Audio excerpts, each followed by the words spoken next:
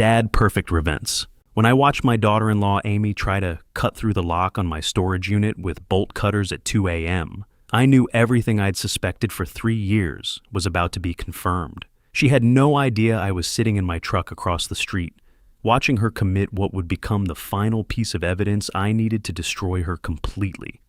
I'm Rick Anderson. I'm 58 years old, and I own a construction company here in Orange County.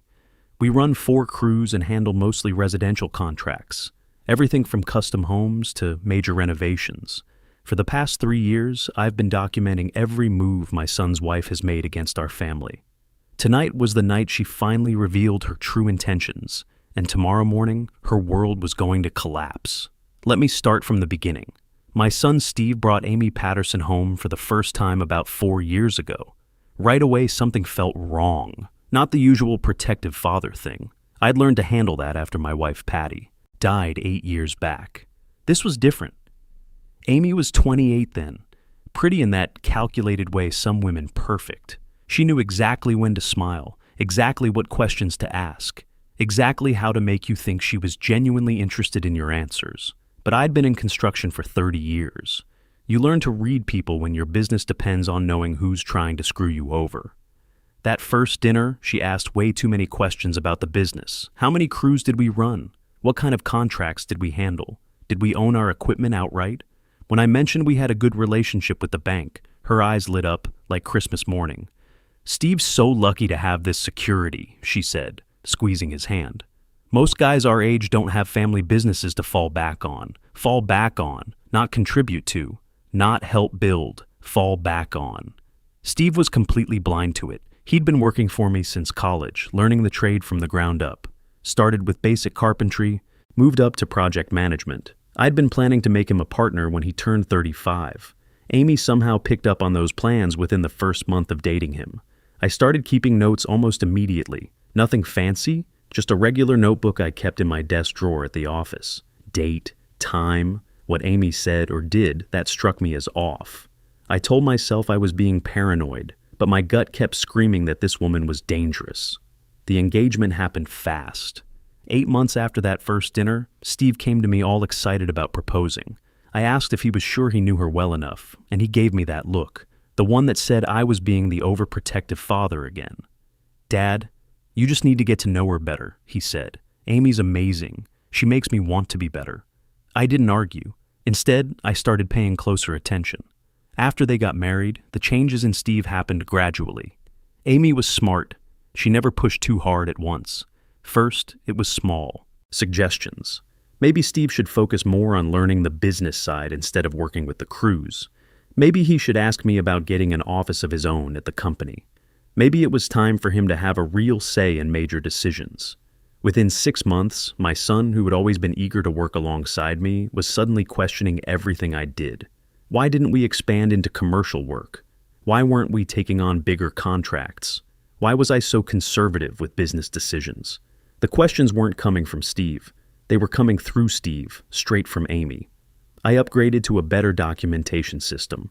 I rented a storage unit downtown and started keeping detailed records there. Photos, printed emails, notes about conversations. I even bought a small recorder and started taping family dinners when Amy got comfortable enough to really show her hand. By year 2 of their marriage, the pattern was clear. Amy was systematically isolating Steve from me while gathering intelligence about our business assets. She'd convinced him that I was too controlling, too old-fashioned, too set in my ways to grow the company properly. "Dad, Amy thinks we should talk about succession planning," Steve said to me one Sunday.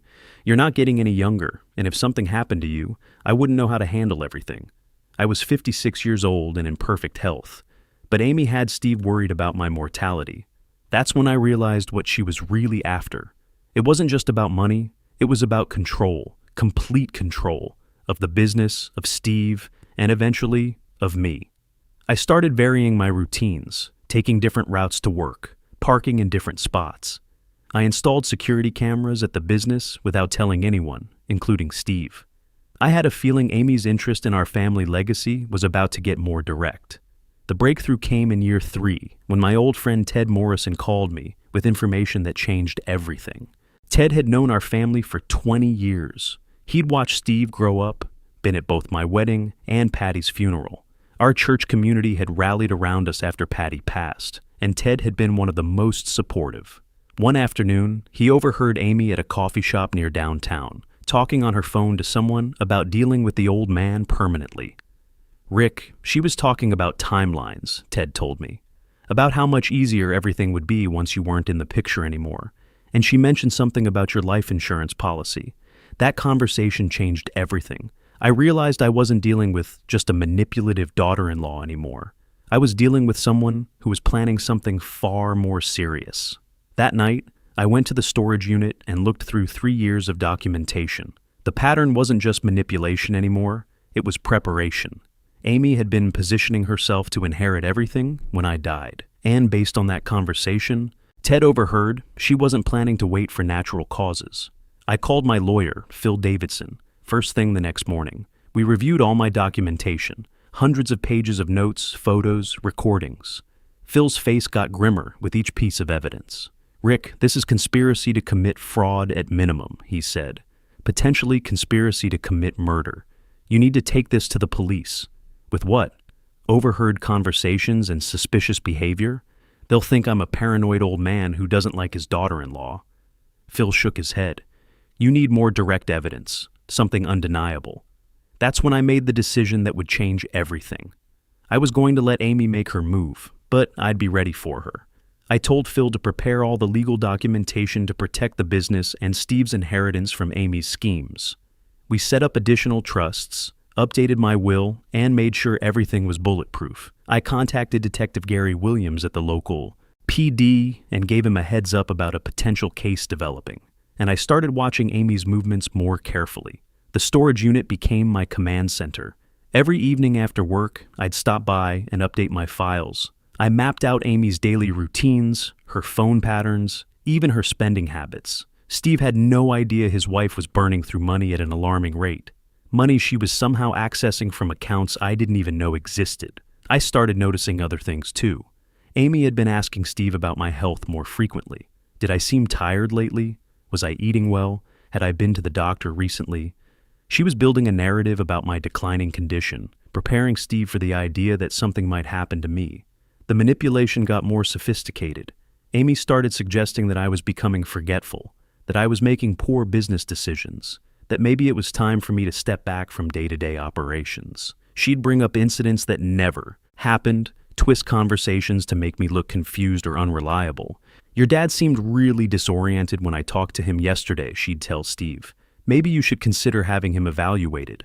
I was 57 years old, sharp as ever, running a successful business with 4 full crews and a waiting list of clients. But Amy was systematically undermining my mental competency in Steve's mind. The financial investigation got more serious when I discovered Amy had been researching life insurance policies online. She'd printed out articles about policy payouts, beneficiary rights, and what happens when someone dies, intestate. The papers were in Steve's home office, mixed in with his legitimate business documents. That's when I realized the full scope of her plan. Amy wasn't just hoping I'd die naturally so she could inherit through Steve. She was actively planning my death and had been preparing Steve psychologically for months. I hired a private investigator, a guy named Marcus Torres, who'd done some work for our business in the past when we had problems with employee theft. Marcus followed Amy for 2 weeks and came back with evidence that made my blood run cold.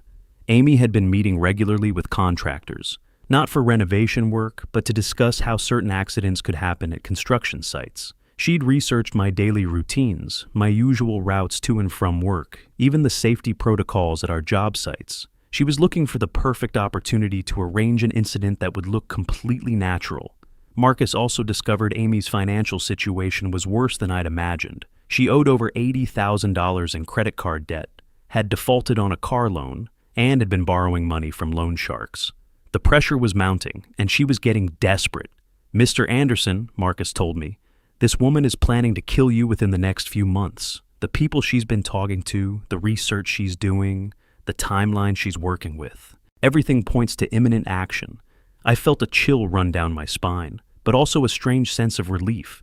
After 3 years of suspicion and documentation, I finally had proof of what Amy really was.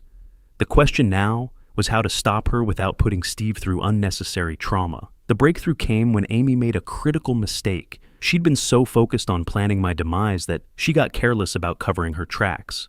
Steve found printouts about life insurance policies in their bedroom, along with handwritten notes about business succession and inheritance law. He called me, confused and worried. "Dad, I found some weird stuff in Amy's things, papers about insurance and business ownership. What do you think this means?" I knew this was my chance. "Son, can you come over tonight? There's something I need to show you, something I've been keeping track of for a while." When Steve arrived at my house that evening, I pulled out a condensed version of my documentation. Not everything, that would have been too overwhelming, but enough to show the pattern. The timeline of Amy's questions, her research into our business, her attempts to isolate him from me. Steve's face went pale as he read through the evidence. "Dad, this looks like she's been planning something against you, against us. I think she has been, son, and I think we need to be very careful about what we do next." That conversation changed our entire dynamic. For the first time in 2 years, Steve and I were working together instead of being manipulated apart. We made a plan to gather more concrete evidence while protecting ourselves from whatever Amy was planning, but Amy was smarter than we gave her credit for. She sensed the shift in Steve's behavior, realized something had changed. That's when she decided to accelerate her timeline and make her move on the storage unit. I made my decision. It was time to force Amy's hand before she could execute whatever plan she was developing against me, or Steve.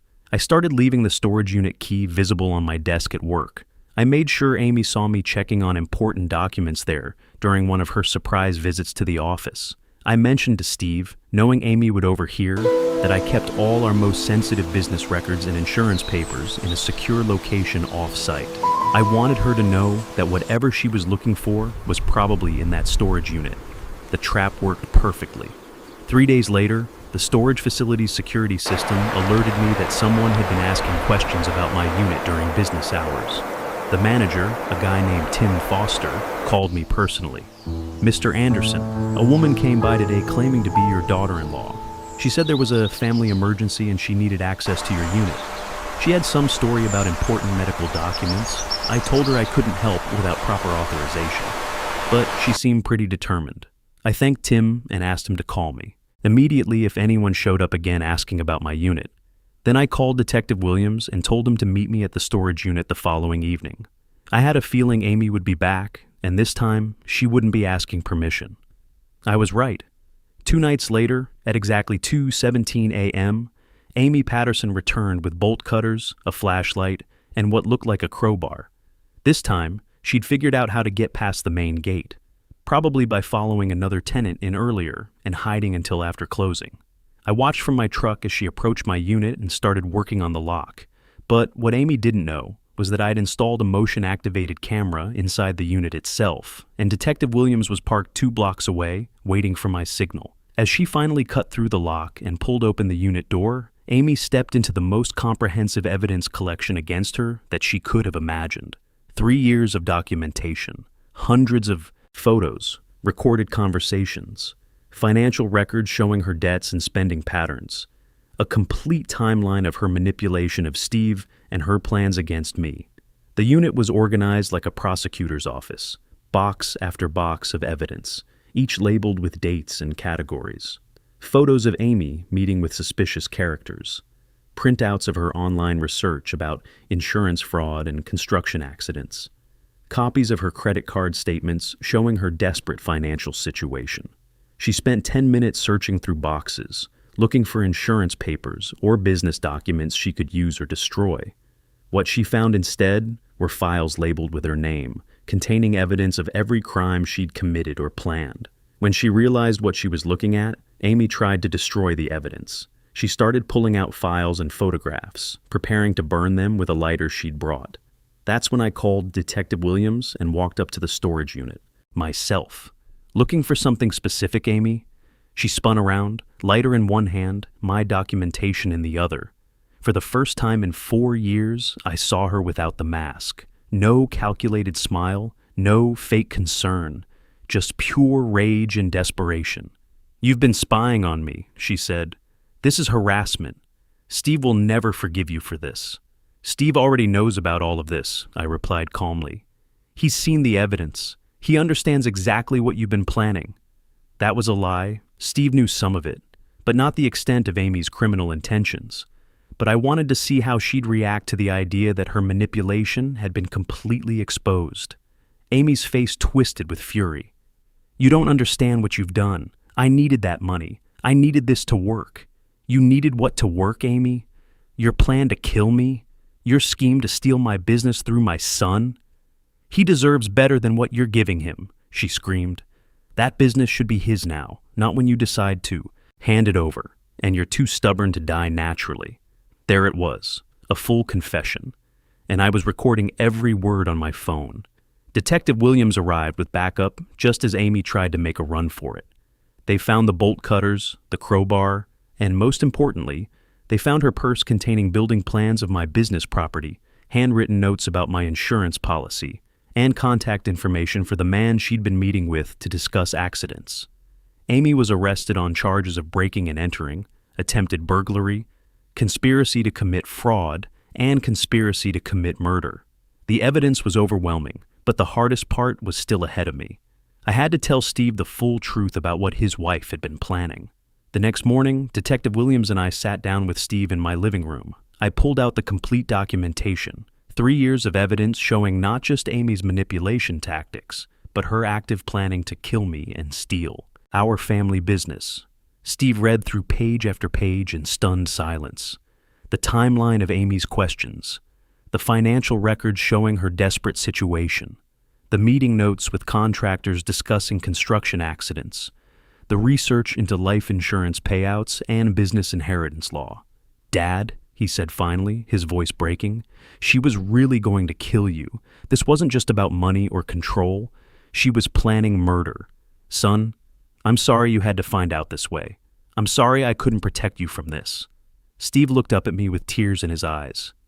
You did protect me, Dad. You protected both of us. If you hadn't been documenting all this, if you hadn't been patient enough to gather real evidence, she might have succeeded.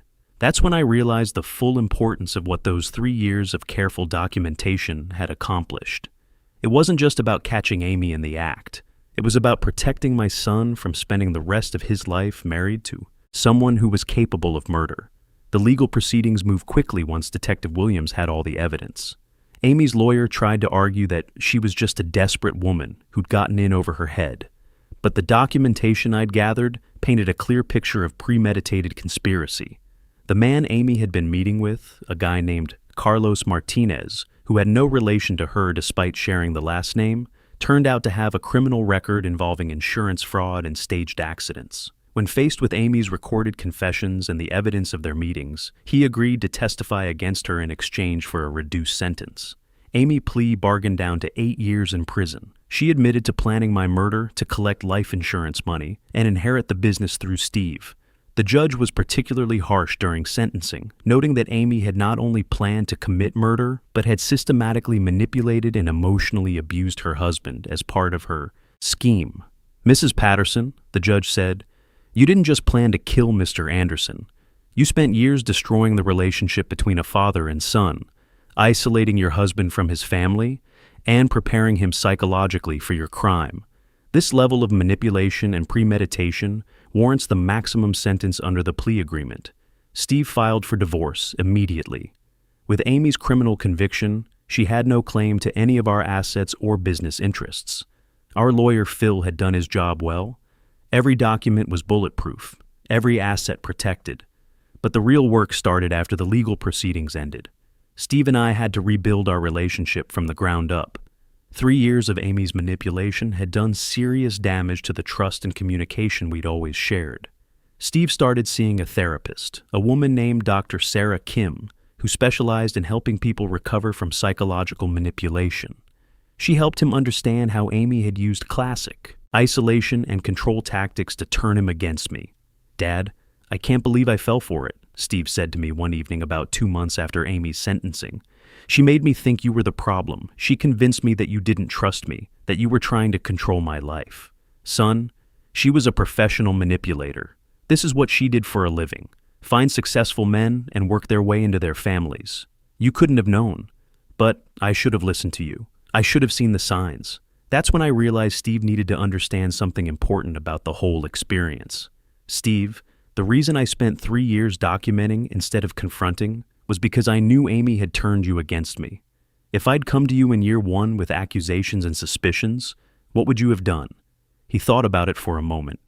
I would have defended her. I would have thought you were being paranoid and controlling. Exactly. So I had to wait. I had to gather evidence. That was so overwhelming, so undeniable, that even someone who loved her couldn't ignore it. That's what real protection looks like sometimes. It's not dramatic confrontations or emotional appeals. It's patient, careful work that builds a case strong enough to survive in court. Our church community was incredibly supportive throughout the recovery process. Ted Morrison organized meals and prayer sessions. Other business owners in our network shared their own stories of family betrayals and financial threats. It helped Steve understand that what happened to us wasn't unique. Predators like Amy target successful families all the time. The construction business actually got stronger during this period. Steve threw himself into work with a new appreciation for what we'd built together. He started taking on more responsibility, learning the financial side of operations, and developing relationships with our long-term clients. I understand now why you wanted me to earn partnership. Instead of just handing it to me, he told me about 6 months after Amy's conviction. She made me think I was entitled to immediate ownership, but I wasn't ready for that responsibility. You're getting ready for it now, I replied. And when you do become partner, it'll be because you've earned it, not because someone manipulated you into demanding it. It's been a year since Amy's arrest now. Steve is doing well. He's dating a nice woman named Jennifer, who works as an elementary school teacher, and has no interest in our business beyond supporting Steve's career. He's learned to recognize manipulation tactics and red flags in relationships. The storage unit is empty now. All the evidence is in police custody or with our lawyer. But I learned something important during those 3 years of documentation and waiting. Sometimes protecting your family means being patient. It means gathering evidence instead of making accusations. It means letting dangerous people reveal themselves completely before you act. And sometimes it means accepting that the people you love might not understand your methods until they can see the full picture. Amy Patterson thought she was smarter than me. She thought she could manipulate my son, steal my business, and eliminate me without consequences. She had no idea that every move she made was being documented, every plan she formed was being recorded, every crime she contemplated was building the case that would destroy her. The storage unit wasn't just where I kept evidence. It was where I kept hope. Hope that someday Steve would see the truth. Hope that justice would prevail. Hope that our family would survive Amy's attempt to destroy us. And in the end, that hope was enough. Steve and I are closer now than we've been in years. Our business is thriving. Our community supported us through the worst of it. And other fathers who've heard our story have reached out to share their own experiences with recognizing and documenting manipulation in their families. That's the real lesson here. If you see something wrong in your family, document it. Be patient, build your case, and trust that the truth, when it's properly presented, will always win in the end. Sometimes the greatest act of love is the patience to gather truth instead of demanding immediate belief. Because real protection requires evidence that survives beyond emotion. A father's job isn't just to warn his children about danger, but to build cases so strong that justice can step in when love alone isn't enough to keep them safe.